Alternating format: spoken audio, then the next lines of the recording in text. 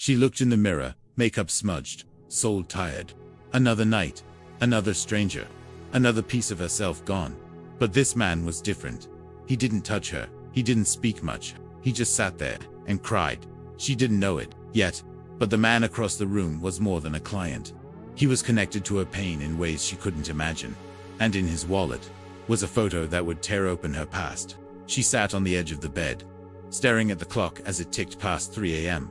Her makeup was still fresh, but her eyes had lost their light long before midnight.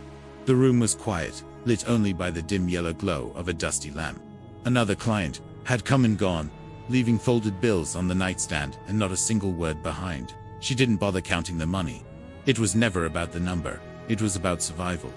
Nights like this weren't rare. They were routine, but something felt different now. Her chest was heavier, her breath shallower. She stood, walked to the bathroom, and looked at her reflection. She didn't see a woman. She saw a shell. And then she remembered him. The man who came last. He hadn't touched her. He barely spoke. He just sat in the chair across from her, staring at the floor, like he had come to mourn, not to consume. She had felt his sadness, though he never explained it.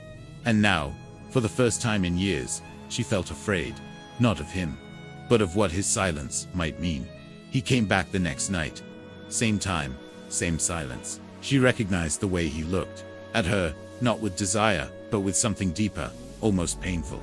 He paid without hesitation, sat in the same chair, and just watched her, as if searching for a memory in her face. No words, no gestures, just stillness. It unnerved her, not because she feared him, but because she didn't know why he was there. When the night ended, he stood, nodded softly, and left. But this time, he forgot something, his wallet. She found it under the chair. She hesitated, heart pounding, before opening it. Inside was a photo, faded, creased, familiar. A woman holding a baby, a face she hadn't seen in decades.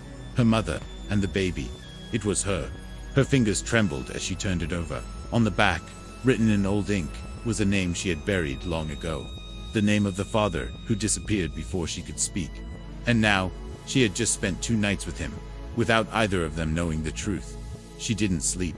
That night, the photo haunted her, replaying in her mind like a cruel echo. She tried to convince herself it couldn't be true. That man couldn't be him. Her father was just a story, a scar her mother never let fully heal. But the handwriting on the photo matched what she remembered from old documents her mother had hidden in a box years ago. Her stomach twisted. She wasn't sure if she wanted answers or if she feared them. When he returned on the 3rd night, she waited in silence. He looked different now. The shadows on his face felt heavier, older, familiar in a way that made her chest ache. She didn't speak. She simply placed the photo on the table between them. He froze. His eyes locked on it. His hands trembled, and then, without a word, he sat down and started to cry. Not a client. Not a stranger.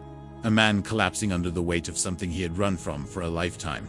She stared at him, unsure if she was about to reclaim her past or destroy it for good. He reached into his coat pocket and pulled out a folded letter, worn from time and trembling hands. He placed it gently on the table and pushed it toward her, without saying a word. She opened it slowly, eyes scanning the faded ink, each sentence cutting deeper than the last. It was written years ago, a confession. He had searched for her, failed, and surrendered to guilt. He told her how he abandoned her mother out of fear, how he built a life without ever feeling alive again, how every face he saw reminded him of the one he lost. He didn't know she had ended up here, in this life.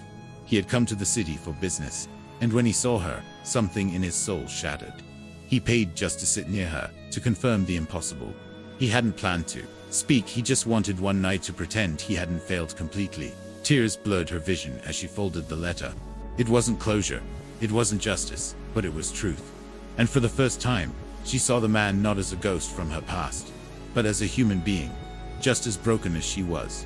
She stood by the window long after he left, holding the letter to her chest like a fragile truth. The streets outside were quiet, yet inside her, everything was loud: grief, rage, confusion, a strange kind of peace.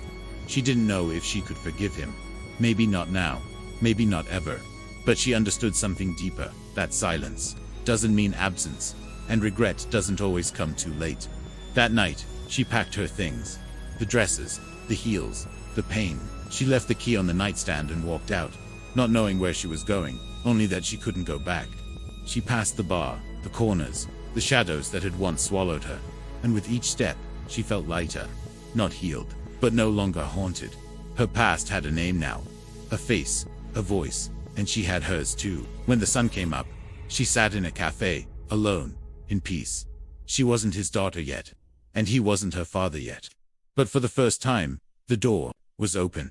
And maybe, just maybe, that was enough to begin again.